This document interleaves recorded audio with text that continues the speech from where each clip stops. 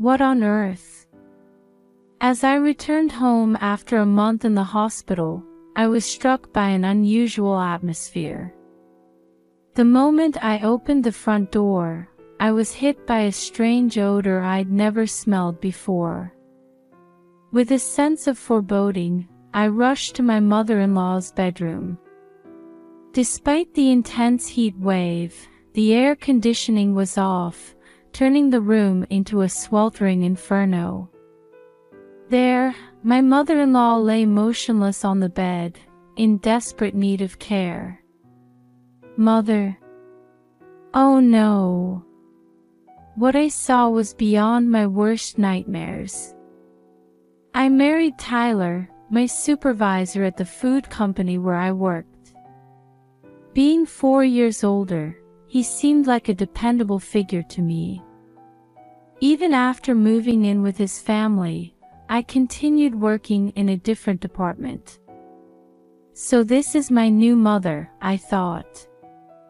I had lost my own mother to an accident when I was in elementary school. That's why I felt a maternal connection to my mother-in-law, who had warmly welcomed me and treated me with kindness. Mother, please don't strain yourself. I'll take care of the cleaning, I'd often say. It's all right, dear. You always cook such delicious meals for us. Let me handle the tidying up at least, she'd reply. My father-in-law had already passed away, and my husband had lived alone with his gentle and modest mother until our marriage. Although she had a chronic illness that limited her activities, she had always taken care of her son. Naturally, I took over all the household chores out of consideration for her. But she, in turn, often tried to help me in various ways. Your mother is so kind. I'm truly grateful, I'd say to my husband. Is that so? I think all mothers are like that, he'd reply, never showing any signs of appreciation towards his mother. In fact, he believed that it's only natural for parents to take care of their children. Looking back, I remember how surprised I was when, after our engagement, he said, I want to move out of this old house and live apart from Mom. I hadn't known this side of him until then. Couldn't you be more considerate of your mother? She has a chronic illness, you know, I'd say. Having lost my own mother early and unable to care for her, I had some thoughts about my husband's continued childish attitude. That's why I proposed living with his mother when we got married. Fortunately, my own father was in good health and I had siblings in my hometown. However, this seemed to go against my husband's ideals, and he initially objected to my proposal. But I persisted. I'm worried about leaving your mother alone. We don't know when her condition might worsen. Fine, but you'll have to take full responsibility for her care. And don't you dare neglect the housework because of it, he grudgingly agreed. A few months after we started living together, my mother-in-law's chronic condition worsened, and she gradually lost her mobility. She became unable to live without constant support. I'm so sorry. Because of me, you had to quit your job. And now you don't even have time to relax, she'd say. Please don't worry about that. I take after my father and have a strong constitution. I have energy to spare, I'd reassure her. I made the decision to become a full-time housewife to focus on caring for my mother-in-law. It felt like a natural choice for me. After all, I had never minded taking care of others, having been a surrogate mother to my younger siblings at home. More than anything, I wanted to help my mother-in-law, who always had kind words for me. But my husband brought up the promise we'd made when we agreed to live with his mother. I absolutely won't help out. Remember, that's our agreement. This held true even when I was bedridden with illness and couldn't move. While the laundry piled up and I couldn't do the housework, he'd just sit there laughing at something on his phone. I understood that he wanted to rest at home after work, but I had things I wanted to say too. However, if we got into an argument, I knew my mother-in-law would feel guilty, thinking she was the cause of our discord. So I held my tongue and decided to handle everything alone, no matter how difficult it was. But my efforts took their toll, and I found myself in an unexpected predicament. I suddenly fell ill and collapsed while doing housework. I was rushed to the emergency room and had to be hospitalized for surgery. While my condition wasn't life-threatening, I was told I'd need to stay in the hospital for at least a month and a half, including pre-surgery tests and post-operative observation. I can't be away from home for so long. There's someone at home who needs care, I told the doctor, most worried about my mother-in-law. Being proud of my good health, I never imagined I'd end up in the hospital, so I hadn't even considered who would take care of my mother-in-law in my absence. I felt at a loss. But then, something unexpected happened. "Don't worry about Mom. I'll take care of everything," my husband said when he came to see me at the hospital that day. I couldn't help but let out a strange noise of surprise. "What's with that reaction?" "It can't be helped since you're not there," he said, sounding a bit annoyed, but he seemed to be seriously considering the situation in my absence. This was the same husband who had never once tried to help with housework, let alone caregiving, since we got married. I had been prepared to hear something like, "I have work to do. Who's going to take care of Mom? Who's going to cook?" So I was very surprised that he was taking the initiative. Work has been busy lately with people on maternity leave and such. "I won't be able to visit much, but hang in there," he said. "Okay, thank you," I replied. With that, he said he still had work to do, left some extra clothes and daily necessities, and left the hospital room. He really is dependable in times of need, I thought.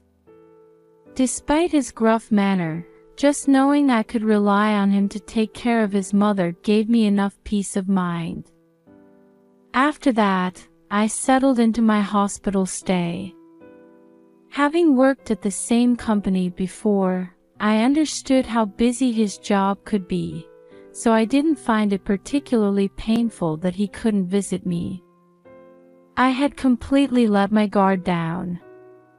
Looking back, I should have been suspicious of him at that time, of the true nature he was hiding in his heart. After that, my surgery was successful. My post-operative progress was so good that I was able to be discharged about 2 weeks earlier than planned. Even the doctor was surprised, saying, "We didn't expect such a smooth recovery." Knowing I could go home early, I tried to call my husband. But no matter how many times I called, I couldn't reach him. He must be busy with work and caregiving, I thought. I decided to stop trying to email him and surprise him by just showing up at home. His eyes might pop out of his head in surprise, I thought carefreely, spending my last few days in the hospital. It had been about a month since I was hospitalized, and the season had fully turned to midsummer. I think I was so happy about returning to normal life that I was completely elated. I didn't even notice that I hadn't heard from my husband once in the days since learning I could be discharged. And so, I stepped onto our property for the first time in a while. It was noon, and the sun was beating down painfully. "Mother, I'm home." "Huh? What's this?" The moment I opened the front door, I sensed something was off. An unfamiliar stench hung in the air, and a heavy atmosphere lingered in the hallway. Despite it being a scorching hot day, for some reason the air conditioning wasn't running, and the room temperature was even higher than outside. It was like a blazing inferno. Horrible thoughts crossed my mind, and I rushed to my mother-in-law's bedroom. "Oh no! Mother, can you hear me?" My mother-in-law didn't respond at all to my calls. The scene I saw that day was beyond description. Calling it tragic would be an understatement. It's become a trauma for me. I finally managed to reach my husband the following night. "What have you been doing? Things are terrible here." Suddenly, an image of my mother-in-law's smiling face when she was healthy flashed in my mind, and I found myself at a loss for words. However, my husband seemed to have no grasp of the situation. "Hey, I can't hear what you're saying at all," he shouted. "Listen calmly. Actually, your mother." "Huh? Mom? She's on a trip with me right now." My husband on the other end of the phone seemed to be drunk, his speech slurred. "She was at home." "What are you talking about? And what trip?" No, I'm on a business trip. I wanted to tell you there's a staff member at the hotel who looks like Mom." My husband's tone suddenly became flustered, and he continued to rattle off a series of incoherent statements. Of course, I couldn't understand any of it, and I found myself raising my voice. "Explain it so I can understand." "Shut up. Aren't you in the hospital right now? You shouldn't be making a fuss in the hospital. Don't worry about Mom, she's fine. Bye." With that, he hung up on me unilaterally. He seemed to think I was still in the hospital. Moreover, he must have turned off his phone right after our conversation, because no matter how many times I tried to call back, he never answered. What is he doing at a time like this? I guess I have no choice but to do this. Panicking in this emergency situation, I decided to contact my husband's workplace to try to locate him. But another shocking fact came to light. "Huh? Is that really true?" The employee who responded also seemed confused, asking, "You didn't know?" My distrust of my husband grew exponentially. So, I used every means at my disposal to investigate what had happened while I was in the hospital. And I discovered an appalling truth.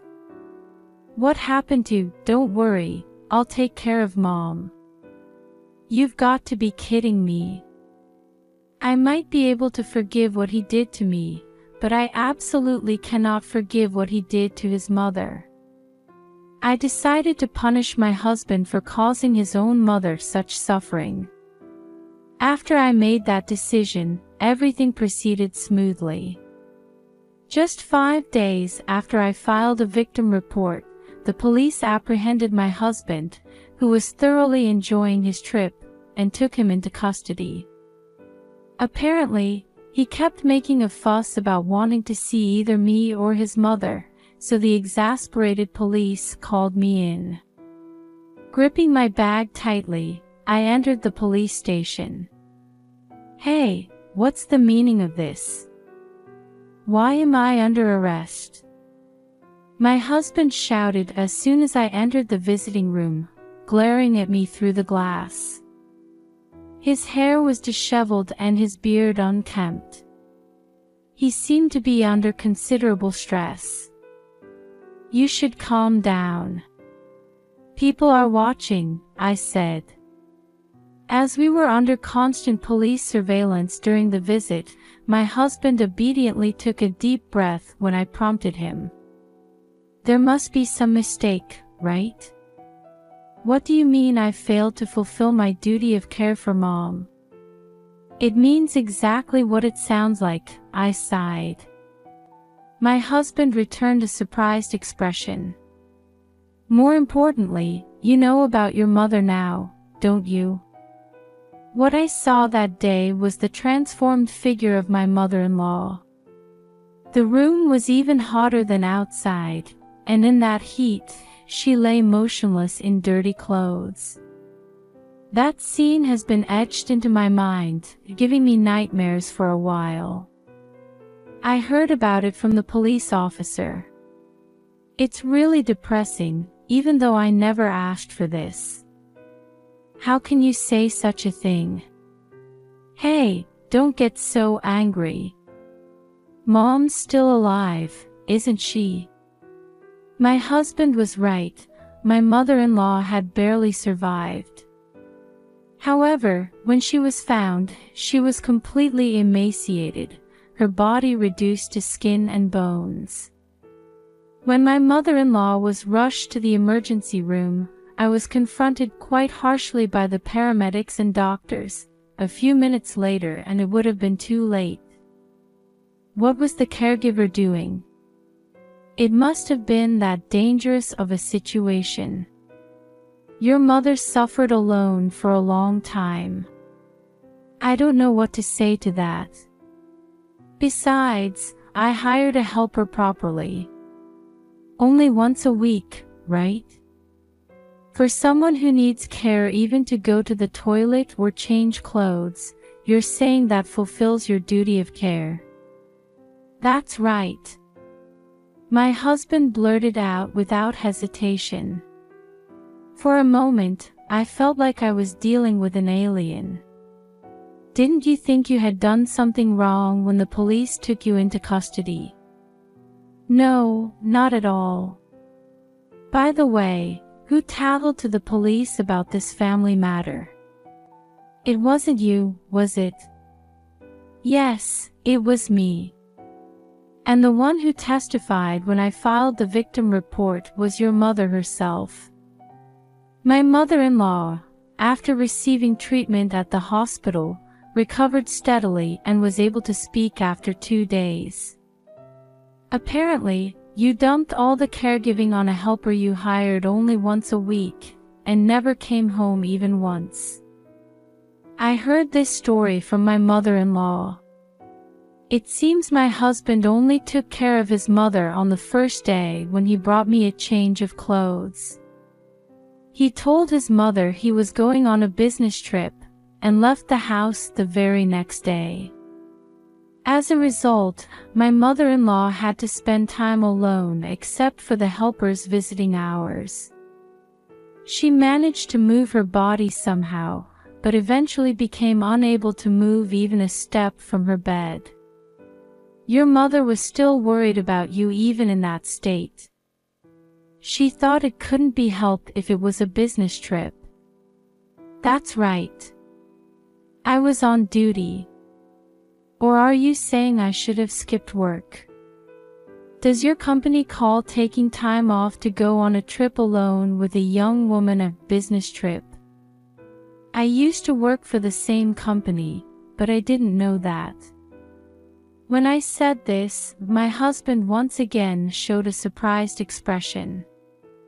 How did you? Did you think I wouldn't find out? You really underestimate me. When I tried to contact my husband's workplace because I wanted to get in touch with him, the employee who responded informed me that my husband had taken about a month of consecutive leave. I was shocked because I hadn't been told anything about his vacation, and my distrust of my husband, who had kept such an important matter secret, increased all at once. So, based on information from a detective and his workplace, I pinpointed his whereabouts and investigated his movements since my hospitalization. It turned out that my husband had applied for leave as soon as my hospitalization was decided. He had hired a caregiver for his mother, perhaps thinking she might pass away while he was gone. If my discharge hadn't been moved up, your mother might have lost her life. As I glared at my husband, he surprisingly showed an exasperated expression. That's why I hired a helper in case of emergency. I'm not at fault. I had heard from my mother-in-law that the caregiver who came to her had done her job properly. The care records were detailed and meticulous, and the caregiver had even contacted my husband for confirmation. However, there was another problem. Did you ignore all her warnings? Apparently, given my mother-in-law's condition, once a week visiting care was far from enough, and the helper had suggested increasing the number of visit days. However, my husband didn't even try to listen and ended up unilaterally terminating the contract with her. How could your mother possibly live alone without any help? What were you thinking? Explain yourself properly. Well, the helper was always nagging about this and that. And it cost money too. That's not all. You were warned by the caregiver that the air conditioner was about to break down, but you ignored that too, didn't you? That's why the room was so hot. I confirmed all of this with the company the helper belonged to. By the way, the person in charge of my mother-in-law was told by my husband that he was switching to a place with more comprehensive service, so she never imagined that my mother-in-law would end up being neglected. You told me you'd take care of everything yourself, didn't you? Why did you make such an irresponsible promise? It's troublesome to be blamed for something that's already over. You're really noisy.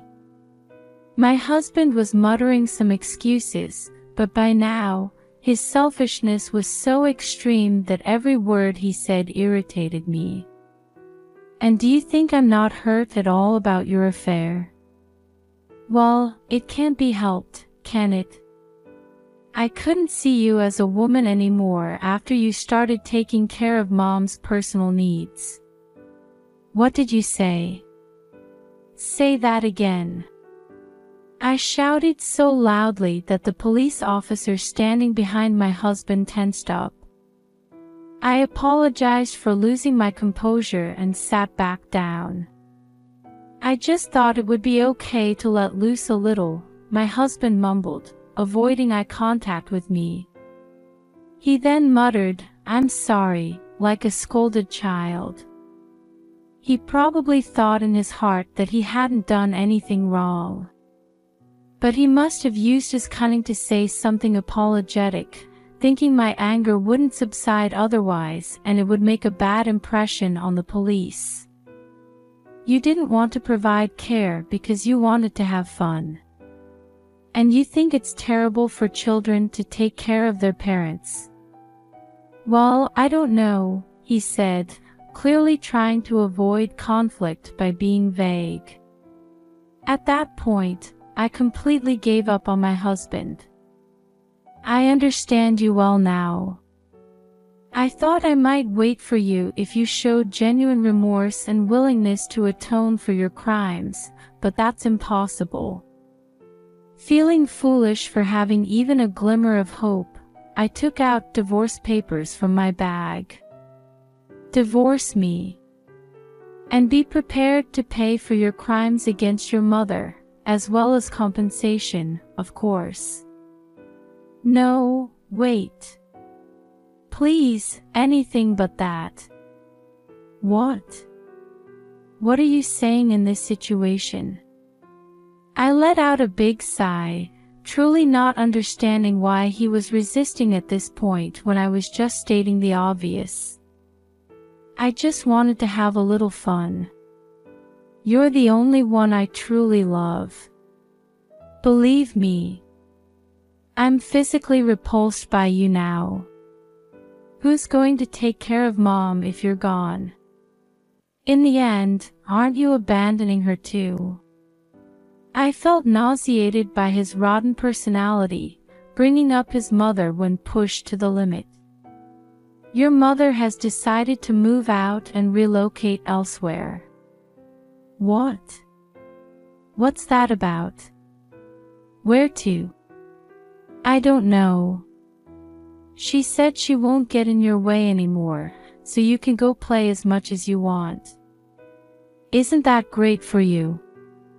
Having delivered the message my mother-in-law asked me to convey, I started to prepare to leave. Thank you for your time. The visit is over. Wait. I have a trial coming up. Can't you testify in court that I'm not at fault? I'm sorry. I apologize, so please do something. I have no intention of defending you, nor will I pay your bail. Reflect on your actions properly. When I said this, my husband looked at me with an expression that was a mix of crying and anger. Why are you doing this? You're not cute at all. No wonder you got cheated on. I don't care what you say. I never want to see your face again for the rest of my life. As I said this, I think there were faint tears in my eyes. Having lost a parent early, I had expected to understand each other with my husband. So I can't say it doesn't hurt to be betrayed by him. However, that day I was able to say everything I wanted to say. This is for the best, surely. As I wiped my tears with my fingers, strangely, I felt like I could let go of everything. After that, I quickly left the place, ignoring my husband who was making a fuss, banging on the glass of the visiting room. Later, my husband was sentenced to 2 years in prison. During his incarceration, we had a divorce trial, after which he was obligated to divorce me and pay $30,000 in compensation. I've heard that he's always sulking in prison. Moreover, his attitude is so bad that he's caught the eye of the guards. My mother-in-law moved to a countryside town with clean air.